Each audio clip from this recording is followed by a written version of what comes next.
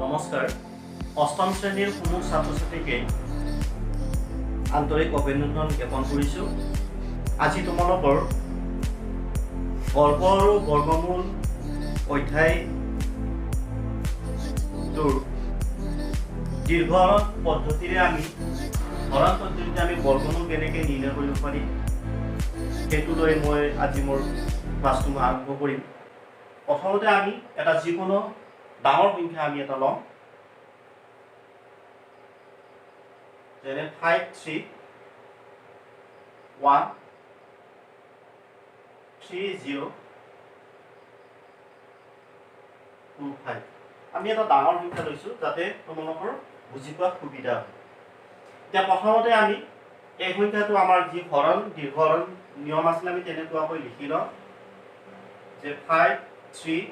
1 3 0 2 5। এইবাৰ আমি কি কৰিব লাগিব যে এককৰ স্থানৰ পৰা দুটা দুটা অংক যুক্ত কৰি পেলাই এটা এটা আমি গ্ৰুপ বনাই লওঁ। যেনে আমি এতিয়া এককৰ ফালৰ পৰা এইটো এটা গ্ৰুপ পাম, এইটো এটা গ্ৰুপ পাম আৰু এইটো এটা গ্ৰুপ পাম। ঠিক তেনেকৈ এইটো এটা আমি গ্ৰুপ পাম। দুটা লাগে কিন্তু এককৰ ফালৰ পৰা আমি দুটা দুটাকে কাম কৰিম। লাষ্টতকৈ হয়তো কেতিয়াবা এটা থাকিব পাৰে, কেতিয়াবা দুটা থাকিব পাৰে। যদিহে সংখ্যাটো বেজোৰ হয় তেতিয়াহ'লে আমাৰ এটা ৰৈ যাব, আৰু যদি জোৰ জোৰকৈ থাকে তেতিয়াহ'লে আমাৰ গোটেইবোৰ দুটা দুটা অংকৰে আমি সংখ্যাটো পাম। যি নহওক আমি প্ৰথমতে আমি এককৰ স্থানৰ পৰা দুটা দুটাকৈ আমি পঢ়াই দিলোঁ। এতিয়া আমাৰ নেক্সট কাম হ'ব কি, আমি 5টোক আমি এনেকুৱা এটা সংখ্যাৰে হৰণ কৰিব লাগিব আৰু সেই সংখ্যাটোৰে পূৰণ কৰিলে 5 বা 5তকৈ কম পাব লাগিব। আমি কেনেকুৱা কৰি লওঁ, এতিয়া আমি ইয়াত যদি 3 লওঁ তেতিয়াহ'লে 3 এইটো দি এইটো হৰণ কৰিব লাগিলে আমাৰ কি হয়, ইয়াত 3 লিখা মানে 3বাৰ আমি ওপৰতো লিখিব লাগিব। দুটা পূৰণ কৰিলে 3 3 গুণ 9 5তকৈ ডাঙৰ হৈ যাব। গতিকে আমাক সেইটো নালাগে, আমি 2টোৰ পৰা ষ্টাৰ্ট কৰিম, কাৰণ 2 পূৰণ 2 4 হয়। গতিকে আমি ইয়াত 2 লিখিলোঁ, ইয়াত 2 লিখিলা, 2 2 গুণ 4 লিখিলোঁ। প্ৰথম গ্ৰুপটোৰ কাম সেইটো 4 লিখিলোঁ। তাৰপিছত আমি আগৰ নিচিনাকৈ আমি ইয়াত বিয়োগ কৰিম। বিয়োগ কৰিলে কি ওলাব, 1 ওলাব। এবাৰ পৰৱৰ্তী কাম হ'ব কি, এই যে আমি ওপৰত 2 লিখিলোঁ সেই 2টো আমি এই 2টোৰ লগত যোগ কৰিম। যোগ কৰি পেলাই আমি কাষত লিখি ল'ম যে আমাৰ 2 দুটা যোগ কৰিলে কি ওলাব, 4 ওলাব। গতিকে আমি 4 লিখিলোঁ। তাৰপাছত আমাৰ ইফালৰ কাম আহিব। ইফালে আমি কেনেকৈ নমাম এতিয়া, যে আমাক সদায় গ্ৰুপ ৱাইজ নামিব। ইয়াৰ পিছৰ গ্ৰুপটো কি আছিল 31, গতিকে ইয়াত 31 নমাই দিয়া। ইয়াৰ পিছত কি কাম হ'ব, যে 4ৰ কাষত আমি এনেকুৱা এটা সংখ্যা বহুৱাম যিটো সংখ্যা বহালে সেই সংখ্যাটোৰ পূৰণ কৰিলে 131 বা তাতকৈ কম পাব লাগিব। যেনে এতিয়া ইয়াতে আমি যদি 40, ইয়াত 4 আছে, 4ৰ কাষত সাপোজ আমি 2 বহালো, তাৰ লগত আমি কি কৰিব, যিটো বহাম সেইটোৰে পূৰণ কৰিব লাগিব। 2 পূৰণ কৰিলে কিমান পাম, 84 পাম। ঠিক তেনেকৈ আমি 43 বহাম, তেতিয়াহ'লে আমাৰ 3 পূৰণ কৰিম, 3 3 গুণ 9, 3 4 গুণ 12। গতিকে চোৱা ইয়াত আছে 131, ইয়াত আছে আমি 129। গতিকে 84তকৈ ই ডাঙৰ,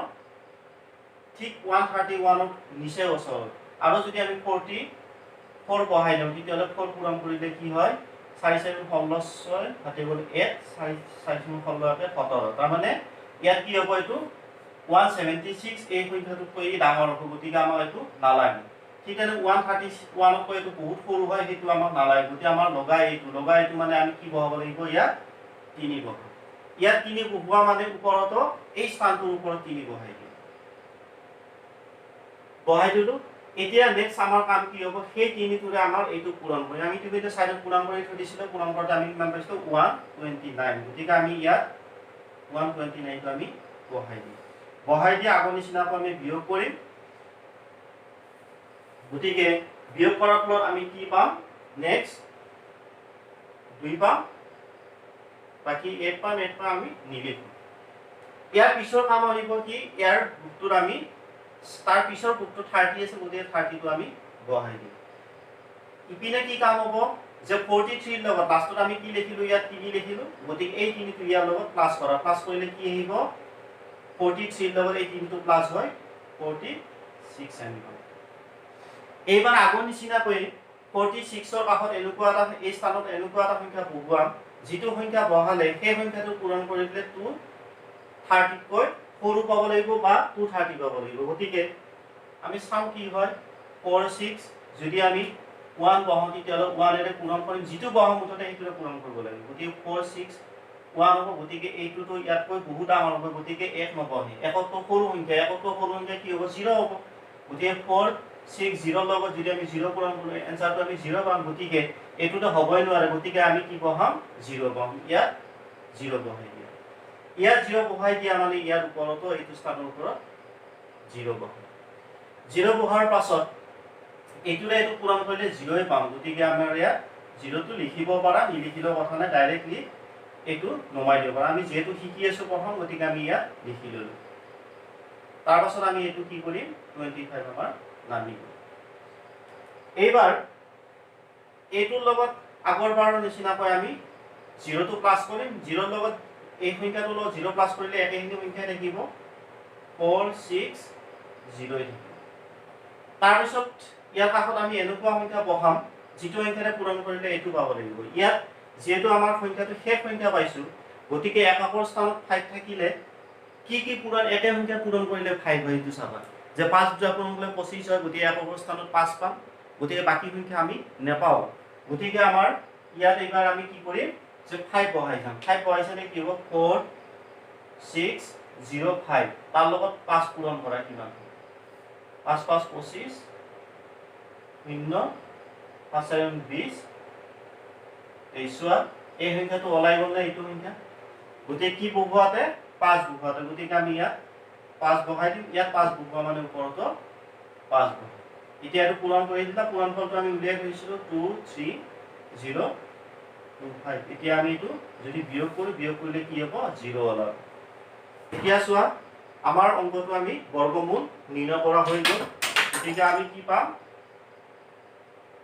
এতেকে বর্গমূল চিহ্ন ব্যবহার করে এটি লেখা 5 3 1 3 0 2 5 এটোৰ মানটো আমি কিমান পাইছো যেটো আমি ধনাত্মক বৰ্গমূল ইয়াত উলিয়াম তো আমি এটো প্লাস মাইনাস চিহ্ন লিখিব পাৰি প্লাস মাইনাস মানে হয়তো প্লাস হ'ব বা মাইনাস হ'ব আমি নাজানো গতিকে আমাৰ প্লাস মাইনাস চিহ্নটো ব্যৱহাৰ কৰা আৰু ওপৰত এটো লিখি দিয়া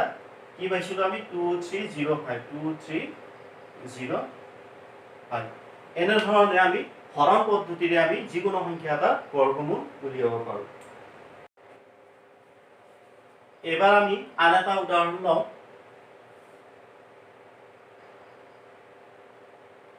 যেনে আছে 4 1 6 1 6 এই সংখ্যাটো আমি বৰ্গমূল নিৰ্ণয় কৰিম আগৰ নিচিনাকৈ প্ৰথমতে লিখি লোৱা সংখ্যাটো 4 1 6 1 6 অকণমান পাতলকৈ লিখিবা তেতিয়া সুবিধা হয় ইয়াত এইটো এটা গ্ৰুপ পাম এইটো এটা গ্ৰুপ পাম এইটো এটা গ্ৰুপ পাম গতিকে প্ৰথম সংখ্যাটো 4 থাকিল গতিকে আমি ইয়াত কি বহাম 2 বহাম কাৰণ 2 দুটা পূৰণ কৰিলে কি হয় 4 হয় 3 দুটা পূৰণ কৰিলে 9 হয় গতিকে 3 বহুৱাব নোৱাৰা গতিকে আমি 2 বহাম 2 2 গুণ 4 তে বিয়োগ কৰিলে এইটো 0 হয় এইটো নিলিখো নেক্সট গ্ৰুপটো আমি কি পাম ইয়াত 16 পাম এতিয়া 16 পোৱাৰ পাছত ইফালৰ কি কাম আছিল এই দুটা যোগ কৰা 2 2 4 আমি পাম এতিয়া 4 কাউত আমি এনেকুৱা সংখ্যা বহুৱাম যিটো সংখ্যা বহালে 16 বা তাতকৈ সৰু পাব লাগিব এতিয়া কি বহুৱাম যদি আমি 4 1 বহাও তেতিয়ালে একেৰে পূৰণ কৰিলে একেখিনি থাকিব 41 যদি 4 2 বহাও 2 দি পূৰণ কৰিলে কি হয় 84 যদি 3 বহাও ইয়াতো এই দুটা নালাগে কাৰণ 16 আছে গতিকে আমি এটোটো বহুত ডাঙৰ হৈ গ'ল গতিকে 4 0 যদি বহাও তেতিয়ালে ইয়ালো 0 পূৰণ কৰিলে এনসাৰটো আমি 0 পাম গতিকে ইয়াত 0 বহাই দিম ইয়াত 0 বহুৱা মানে ওপৰতো আমি 0 বহাম তেতিয়া এইটো পূৰণ কৰি দিয়া 0 ওলাব গতিকে ইয়াত বিয়োগ কৰা 16 আমি পাই এতিয়া ইয়াৰ লগত নেক্সট কাম কি আছিল যে এইটোৰ লগত কি কৰিব লাগিব এই 0 টো ইয়াৰ লগত প্লাস কৰা তেতিয়ালে 0 ওলাব তাৰ মানে 40 আমি পাম এতিয়া আমাৰ কি হ'ব যে 40 ইয়াৰ কাষত এইখিনি স্থানত আন এটা সংখ্যা বহিব যিটো সংখ্যা বহালে গোটেই মূল সংখ্যাটো লগত সেই সংখ্যাটো পূৰণ কৰিলে 1616 আমি পাম এতিয়া 1616 পালে এককৰ স্থানত কি আছে ইয়াত 6 আছে গতিকে 6 থাকিলে কি কি সংখ্যা পূৰণ কৰিলে 6 হয় যে 4 দুটা পূৰণ কৰিলে কি হয় 16 একক স্থানত 6 ওলাব যদি আমি 6 দুটা পূৰণ কৰো তেতিয়া হলো 36 একক স্থানত 6 ওলাব গতিকে হয়তো কি হ'ব 4 বহিব নতুবা 6 বহিব আমি প্ৰথমতে 4 বহাই চাম কি হয় যে 4 0 ইয়াৰ কাষত বহাম যেহেতু 4 বহাম যেতিয়া যেটো বহুৱা যায় হেতুৰে পূৰণ কৰিব লাগে 4 পূৰণ কৰা কিমান পাম 16 আৰু 16 গতিকে এইটো আমাৰ মিলি গলে এইটো হেতু কাৰণে কি বহাব লাগিব আমি 4 বহাব লাগিব ইয়াত এই স্থানত আমি এতিয়া 4 বহাই দিম ইয়াত 4 বহোৱা মানে এইটো ওপৰত 4 বহা তেতিয়ালে কি হ'ব 16 গতিকে ইয়াৰ মানটো 0 পাম এটাকে আমি লিখিব পাৰিম বৰ্গমূল চিন দিয়া মূল সংখ্যাটো লিখি লোৱা 4161 ইয়াৰ ৰিজাল্টটো হ'ব প্লাস মাইনাস বৰ্গমূলৰ চিন আৰু আমি কি লিখিম ইয়াৰ যেটো আমি পাইছিলো 20 পৰেটোই আমাৰ উলিয়াব লগা উত্তৰ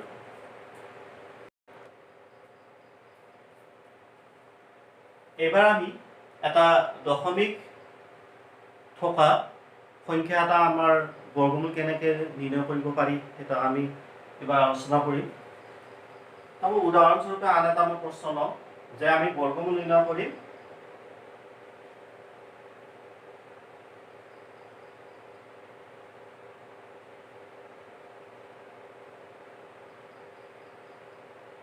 এবাৰ আমি দশমিক থকা এটা সংখ্যা লৈছো ইয়াৰ বৰ্গমূল কেনেকৈ নিৰ্ণয় কৰা হয় আগৰ নিচিনাকৈ আমি সংখ্যাটো লিখি লওঁ 842.7409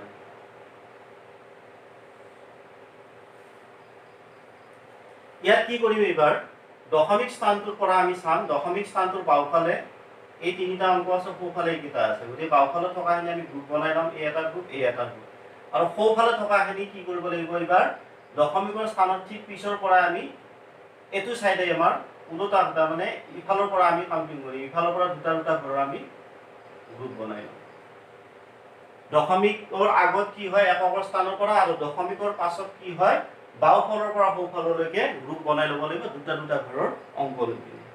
তে প্ৰথমতে আমি এতিয়া আমাৰ কি আছে প্ৰথম গ্ৰুপত 8 আছে গতিকে ইয়াত কি বহাম যে 2 দুটা পূৰণ কৰিলে 4 হয় 3 দুটা পূৰণ কৰিলে 9 হয় গতিকে 3 বহুৱাব নোৱাৰা 8তকৈ ডাঙৰ হৈ যাব গতিকে 2 বহাব লাগিব 2 বহাই দিয়া মানে ওপৰতো 2 বহা 2 দুটা পূৰণ কৰিলে কিমান পাম 4 গতিকে ইয়াত বিয়োগ কৰিলে কি ওলাব 4 ওলাব তাৰ পাছত এই নেক্সট গ্ৰুপটো নমাই দিয়া এইটো ইয়াত কি কৰিব লাগিব এতিয়া 2 যোগ 2 কৰিলে কিমান পাম আমি 4 পাম এটা 4 কাষত আমি এনেকুৱা সংখ্যা বহুৱাম যেটো সংখ্যাৰে পূৰণ কৰিলে আগৰ নিয়মৰ নিচিনাই যেটো সংখ্যাৰে পূৰণ কৰিলে 4 4 2 কৈ সৰু হ'ব লাগিব বা সেইটো সমান হ'ব লাগিব তে কি বহাব পাৰি 4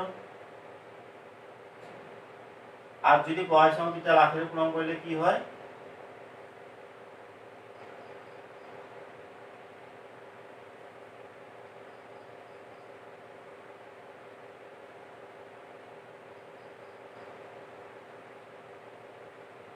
যদি 8 বহাই দিও তেতিয়া হলে 384 আহিব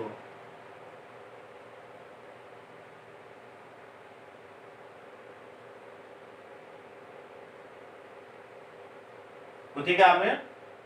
এবাৰ 9 চাওঁ 9 বহালে কি হ'ব 9 9 গুণ 81 1 তাতে গ'ল 8 44 তে 441 ওলাব গতিকে এটো নিশ্চয় ইয়াৰ ওচৰত থাকিব গতিকে আমাৰ বহাব লাগিব 9 গতিকে আমি ইয়াত 9 বহাম ইয়াত 9 বহাম মানে ইয়াতো 9 বহা এটো লৰে এটো পূৰণ হৈ আছে 441 আহিব আগৰ নিচিনাকৈ আমি ইয়াত বিয়োগ কৰিম বিয়োগ কৰিলে কি থাকিব 1 আহিব তাৰ পাছত কি কাম আহিব যে দশমিকৰ পাছৰ সংখ্যা আনি ইয়াত এইটো গ্ৰুপ আছে গতিকে 74 নম্বৰ আগৰ নিচিনাকৈ ইয়াত দশমিক স্থান আছে ইয়াত দশমিক বহাই দিম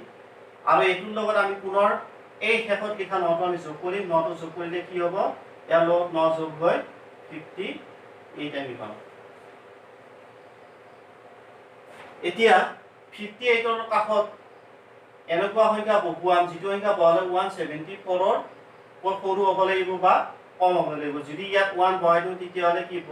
1 এৰে পূৰণ কৰিলে 5 8 1 আহিব গতিকে 1 যদি বহাই দিওঁ 5 8 1 লগত 1 পূৰণ কৰিলে একেখিনি আহিব 5 8 1 গতিকে এইটো নালাগে গতিকে ইয়াতকৈ যেহেতু এইটো বহুত সৰু গতিকে আমাৰ একতকৈ সৰু কি বহাব পাৰিম 0 ইয়াত 0 বহাব মানে ইয়াতো 0 বহা 0 বহালে এইটো 0 পাই যাম বিয়োগ কৰিলে কি আহিব 174 লাষ্টত কি আছিল ইয়াত 0 নাই গতিকে বহাই দিলোঁ ইয়াতে এইটোৰ ওপৰত আমি লাষ্ট 0 টো যোগ কৰিলে একেখিনি মান পাম 5 8 0 ইয়াৰ লগত এতিয়া এনেকুৱা সংখ্যা বহাম যিটো সংখ্যাৰে পূৰণ কৰিলে এইটো পাব লাগিব ইয়াত কি আছে ইয়াত অৱস্থানত 9 আছে গতিকে 9 পাব লাগিলে নিশ্চয় কি হ'ব 3 দুটা পূৰণ কৰিলে 9 হয় নতুবা 7 দুটা পূৰণ কৰিলে 49 9 আহিব গতিকে আমি প্ৰথমতে 3 পূৰণ কৰি চাওঁ 5 8 0 3 ইয়ালো 3 পূৰণ কৰা 3 3 গুণ 9 0 4 24 4 হাতে গ'ল 2 5 15 16 17 গতিকে এই মূল সংখ্যাটো আমি পাই গ'লো গতিকে ইয়াত কি বহুৱাতে পালো আমি 3 বহুৱাতে এই 3 টো ইয়াত বহাই দিয়া ইয়াত 3 টো বহাই দিয়া মানে ইয়াত 3 টো বহাই দিয়া এতিয়া আমি এই 3 টো লগত এইটো 3 পূৰণ হৈ আমি কিমান পাম 17409 বিয়োগ কৰা আগৰ নিচিনাকৈ বিয়োগ কৰিলে কি পাম 0 পাম গতিকে আমি আমাৰ উত্তৰটো আমি পাই গ'লো এতিয়া আমি কি লিখিম এই মূল সংখ্যাটো লিখা 842.740 ইকুৱেল টু কি আহিব প্লাছ মাইনাছ 29.03 এইটোৱে আমাৰ উলিয়াব লগা উত্তৰ নিশ্চয় তোমালোকে এই তিনিওটা অংকৰ সমাধান নিশ্চয় বুজি পাইছা আৰু এইখিনি লৈ তোমালোকৰ যি পৰৱৰ্তী যি তোমালোকৰ অনুশীলনীয় প্ৰশ্নখিনি আছে তোমালোকে ঘৰত অকণমান প্ৰেক্টিছ কৰিবা নেক্সট মই ইয়াৰ পৰৱৰ্তী প্ৰশ্নবোৰ মই নেক্সট ভিডিঅ'টোত আলোচনা কৰিম গতিকে আজিৰ পাঠটো মই ইমানতে সামৰণি মাৰিছোঁ নমস্কাৰ